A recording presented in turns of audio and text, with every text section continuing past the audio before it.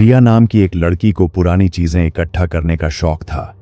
वह अक्सर antique stores और पुरानी दुकानों में घूमती, अनोखी और रहस्यमयी चीजों की तलाश में।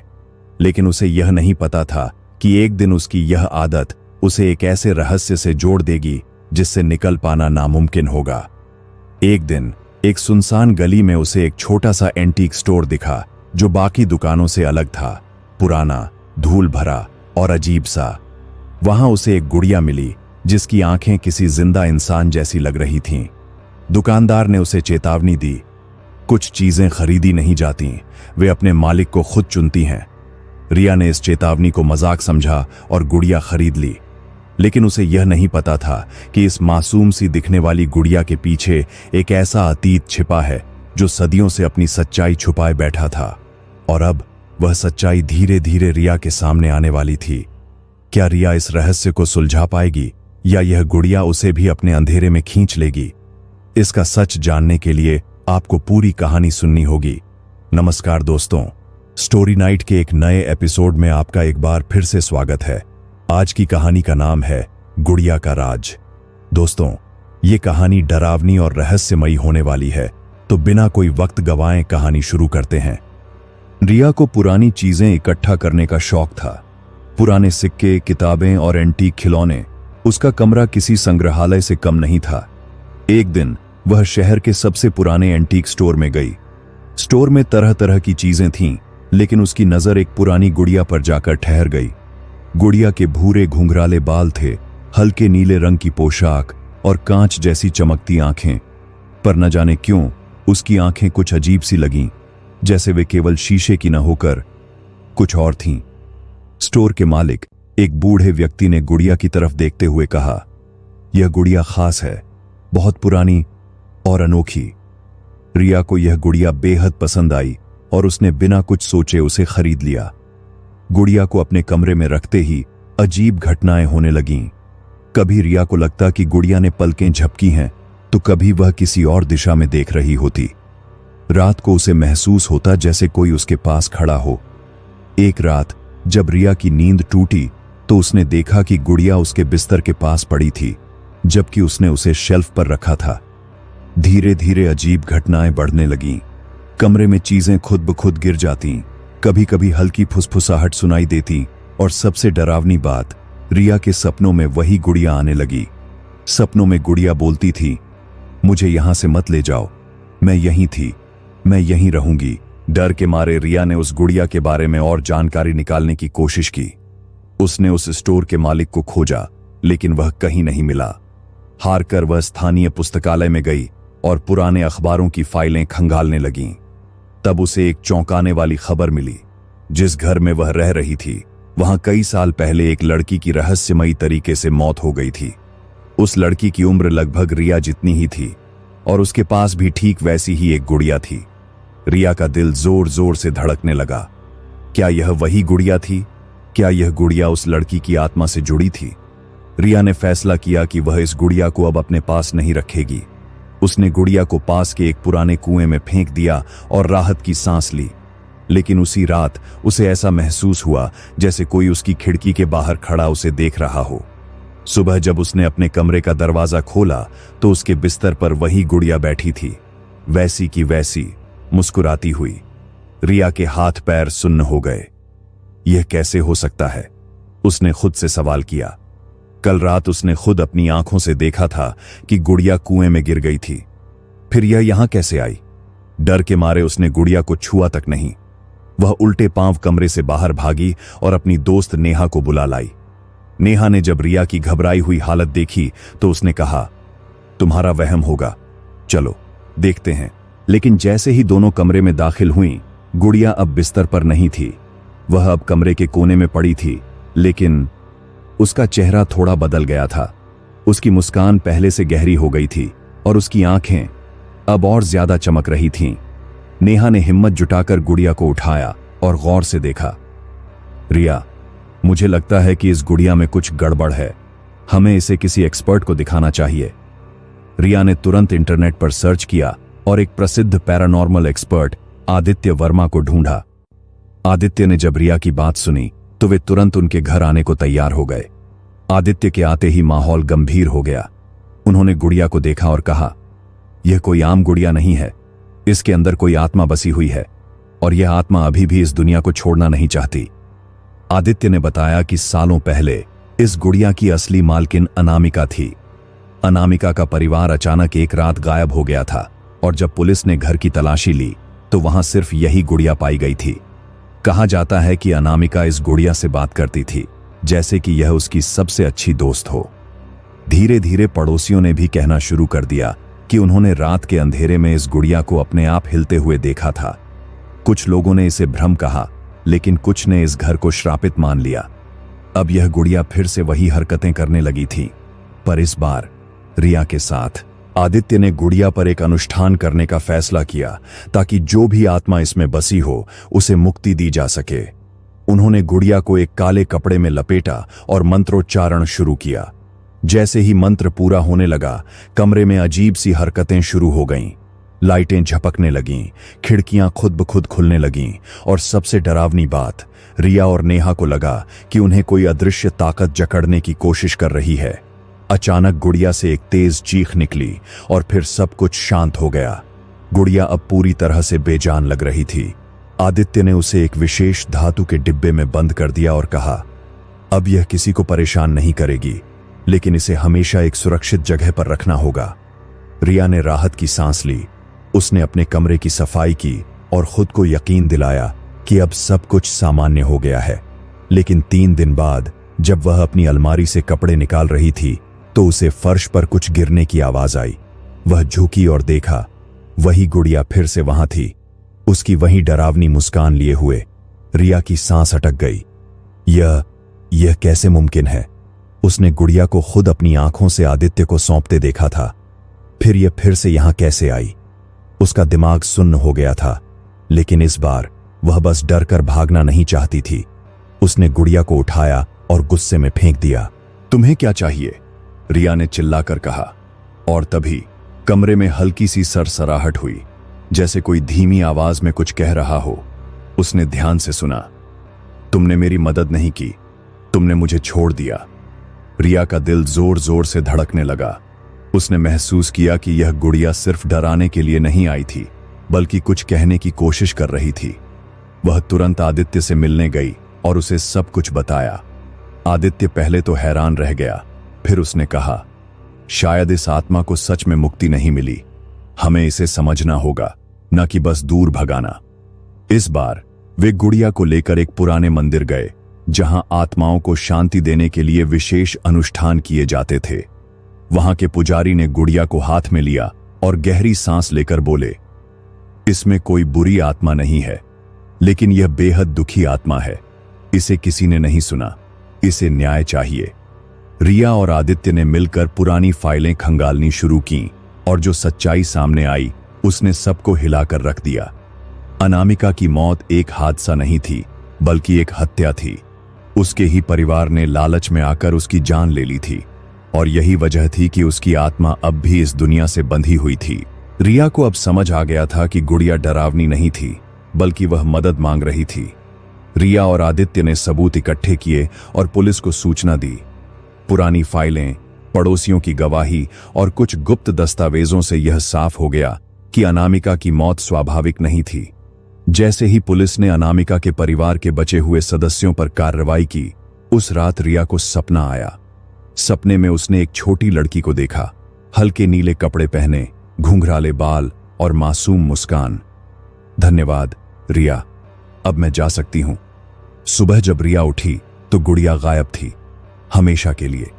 रिया को अब एहसास हुआ कि डर हमेशा बुरी चीज नहीं होती, कभी कभी वह सच को सामने लाने का जरिया भी बन सकता है। लेकिन एक सवाल अब भी उसके मन में था, क्या हर रहस्य का अंत होता है? क्योंकि हफ्तों बाद जब उसने एक एंटीक स्टोर की खिड़की में झांका तो वहां एक गुड़िया रखी थी, हल्के नीले कपड़े, घुंघराले बाल और वही कांच जैसी चमकती आंखें। रिया की आंखें उस गुड़िया पर जम गईं। यह तो हो ही नहीं सकता, उसने खुद से कहा। गुड़िया ठीक वैसी ही थी जैसी उसने पहले देखी थी, हल्के नीले कपड़े, घुंघराले बाल और कांच जैसी चमकती आंखें। लेकिन यह संभव कैसे था? अनामिका की आत्मा को तो मुक्ति मिल गई थी, फिर यह गुड़िया यहां कैसे आई? उसके मन में हजारों सवाल घूम रहे थे। क्या यह कोई और गुड़िया थी या फिर अनामिका कभी गई ही नहीं? रिया ने हिम्मत जुटाकर स्टोर में कदम रखा। अंदर वही बूढ़ा दुकानदार बैठा था जिससे उसने पहली बार गुड़िया खरीदी थी। आप फिर आ गईं, दुकानदार ने मुस्कुराते हुए कहा। रिया को उसकी मुस्कान अजीब लगी। उसने कांपते हुए पूछा, यह गुड़िया ये कहां से आई? दुकानदार ने जवाब दिया, यह तो हमेशा से यहां थी बेटी, लेकिन मैंने तो इसे पहले खरीदा था और फिर यह गायब हो गई थी। दुकानदार ने एक ठंडी सांस ली और कहा, कुछ चीजें खरीदी नहीं जाती, वे अपने मालिक को खुद चुनती हैं। रिया के शरीर में झुरझुरी दौड़ गई। उसने ध्यान से दुकानदार को देखा। उसकी आंखें कुछ जानी पहचानी लगीं। अचानक उसे याद आया, जब उसने पहली बार इस गुड़िया को खरीदा था तब भी यह दुकानदार था, लेकिन तब वह उतना बूढ़ा नहीं दिखता था। यह आदमी, क्या यह भी इस रहस्य का हिस्सा है? रिया ने स्टोर से बाहर निकलने का फैसला किया, लेकिन जैसे ही वह मुड़ी, दरवाजा अपने आप बंद हो गया। कमरे की लाइट्स हल्की हल्की झपकने लगीं और दुकानदार की आवाज बदल गई। तुमने सोचा कि अनामिका की आत्मा को मुक्ति मिल गई? वह हंसते हुए बोला। नहीं रिया, यह तो बस शुरुआत थी। रिया ने पीछे मुड़कर देखा। अब दुकानदार की जगह वहां एक छायामयी आकृति खड़ी थी, लंबी। और फिर गुड़िया खुद ब खुद हवा में उठने लगी। तुमने अनामिका को बचाया, लेकिन क्या तुम खुद को बचा पाओगी? रिया ने दरवाजा जोर से धक्का दिया, लेकिन वह टस से मस नहीं हुआ। स्टोर की खिड़कियां भी अब काले धुएं से भरने लगी थीं। यह जगह अब एक जाल थी। रिया ने हिम्मत जुटाकर कहा, तुम कौन हो? अनामिका की आत्मा तो मुक्त हो गई थी। आवाज गूंजी। हां, लेकिन वह सिर्फ एक हिस्सा थी। यह गुड़िया उससे भी पुरानी है रिया। अनामिका बस एक मोहरा थी, असली रहस्य कुछ और है। रिया ने महसूस किया कि यह गुड़िया सिर्फ एक खिलौना नहीं थी, यह कुछ बहुत बड़ा छुपा रही थी।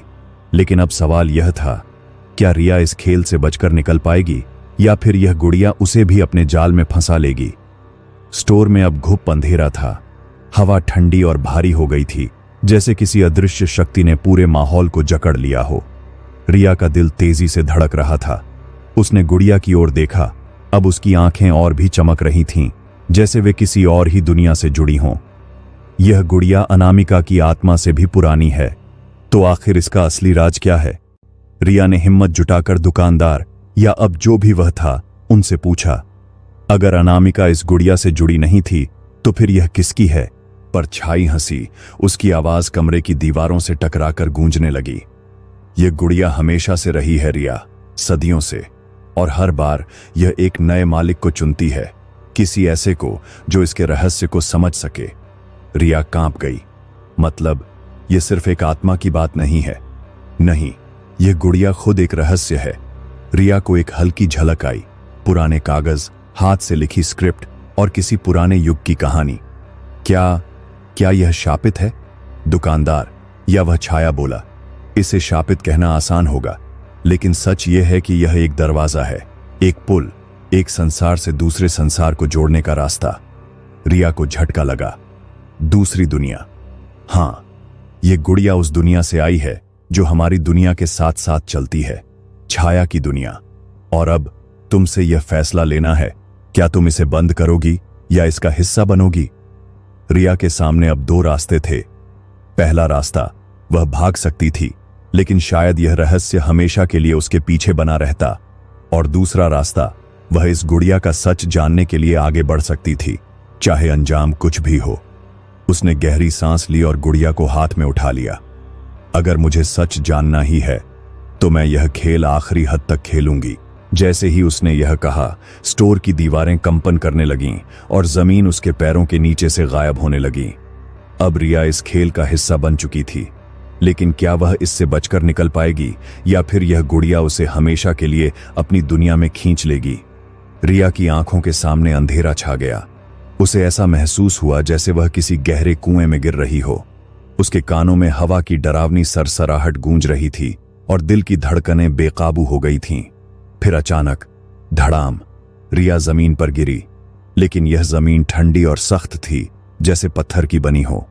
उसने धीरे धीरे अपनी आंखें खोलीं और देखा वह अब किसी अजीब जगह पर थी, एक नई दुनिया।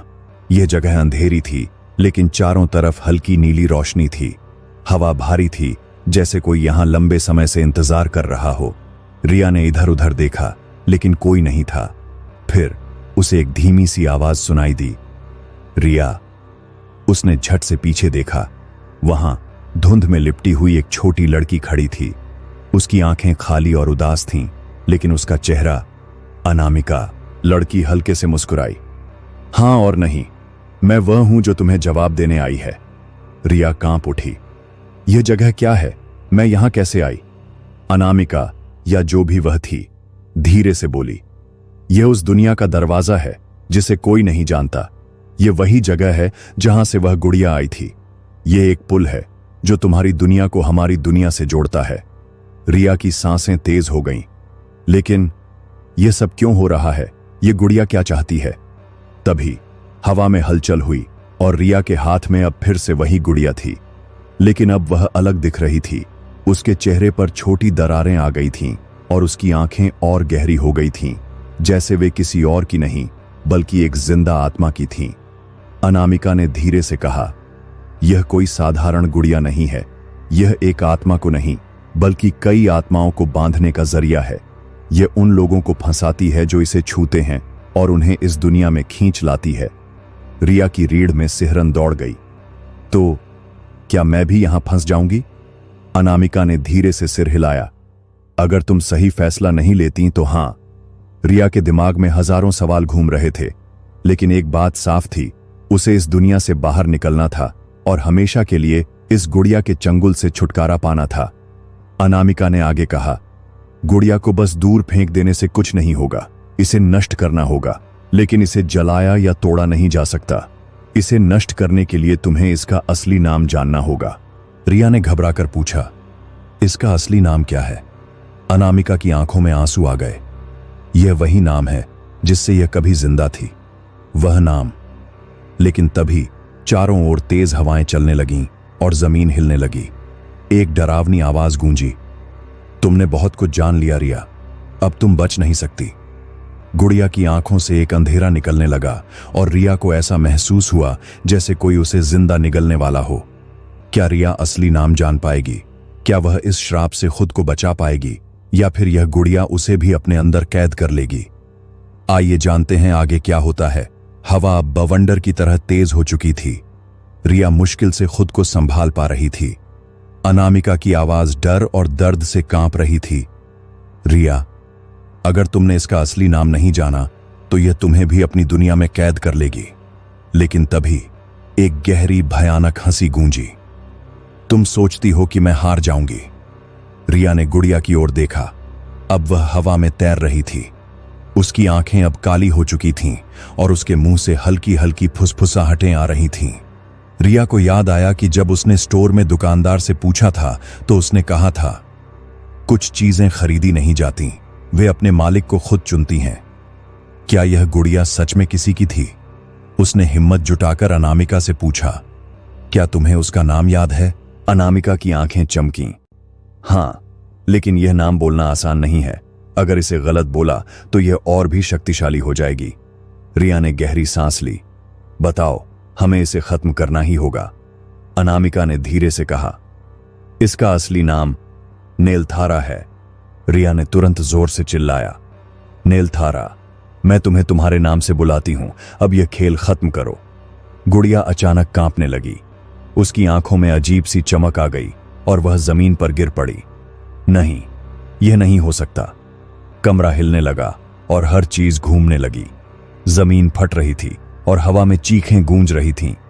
नेलथारा, तुम्हारा समय पूरा हो चुका है। जैसे ही रिया ने यह शब्द कहे, गुड़िया के चारों ओर एक नीली रोशनी फैल गई। उसने एक आखिरी भयानक चीख मारी और फिर सब कुछ शांत हो गया। रिया ने आंखें खोलीं। वह अब अपने कमरे में थी। चारों ओर वही पुराना सन्नाटा था। उसने धीरे धीरे अपने हाथों की ओर देखा। गुड़िया गायब हो चुकी थी। क्या यह सच में खत्म हो गया था? रिया ने राहत की सांस ली और खिड़की से बाहर देखा। सुबह की पहली किरणें फूट रही थीं, लेकिन तभी उसकी नजर उसकी अलमारी के एक कोने पर पड़ी। वहां एक छोटी सी धूल भरी गुड़िया रखी थी। उसकी हल्की सी मुस्कान लिए हुए। रिया की सांस अटक गई। यह कैसे हो सकता है? उसने खुद देखा था कि नेलथारा खत्म हो गई थी, लेकिन अब गुड़िया उसकी अलमारी में थी, बिल्कुल वैसी ही, हल्के नीले कपड़े और कांच जैसी चमकती आंखों के साथ। लेकिन इस बार उसकी मुस्कान और भी डरावनी लग रही थी। कुछ तो गड़बड़ है। रिया घबरा कर पीछे हटी। नहीं, यह मेरी सोच होगी। हो सकता है यह कोई दूसरी गुड़िया हो। उसने हिम्मत करके गुड़िया को उठाया।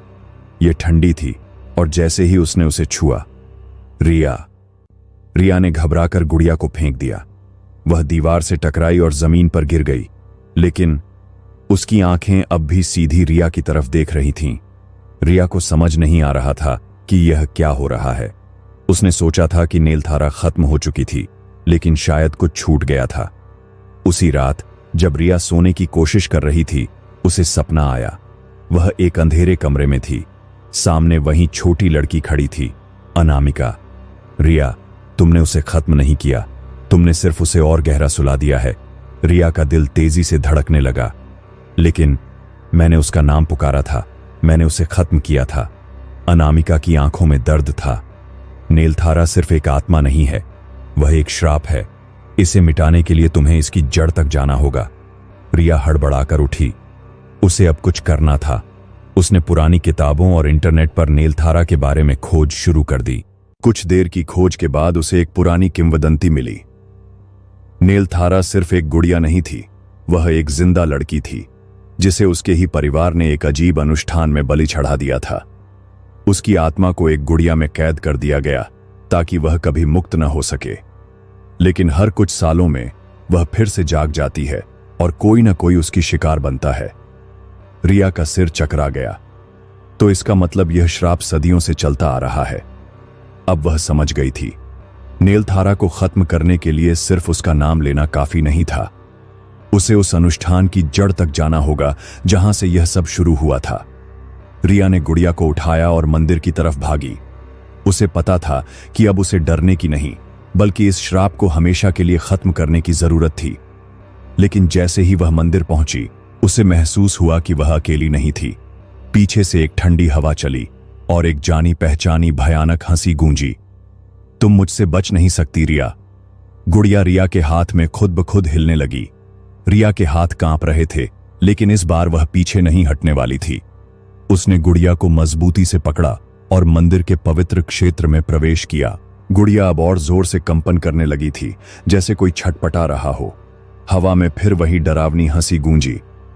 तुम सोचती हो कि तुम मुझे खत्म कर सकती हो? रिया ने गहरी सांस ली और पुजारी से कहा, इस गुड़िया को हमेशा के लिए खत्म करना होगा। इसका नाम नेलथारा है। पुजारी का चेहरा गंभीर हो गया। नेलथारा, यह नाम बहुत पुराना है। यह श्राप किसी भी आम विधि से नहीं टूट सकता। तुम्हें इसे उस स्थान पर ले जाना होगा जहां इसका अनुष्ठान किया गया था, तभी इसे मुक्त किया जा सकता है। रिया को अब समझ आ गया था कि उसे क्या करना होगा। उसने खोजबीन की और पता चला कि सदियों पहले नेलथारा के बलिदान का अनुष्ठान एक पुराने खंडहर में हुआ था, जो अब एक वीरान जंगल में था। रिया वहां पहुंची तो उसे अजीब सा एहसास हुआ, जैसे कोई उसे देख रहा हो। उसने गुड़िया को जमीन पर रखा और जोर से कहा, नेलथारा, मैं तुम्हें आजाद करने आई हूं। हवा अचानक शांत हो गई। फिर एक धीमी करुणामयी आवाज आई। सच में गुड़िया से एक नीली रोशनी निकलने लगी और धीरे धीरे एक छाया उभरी।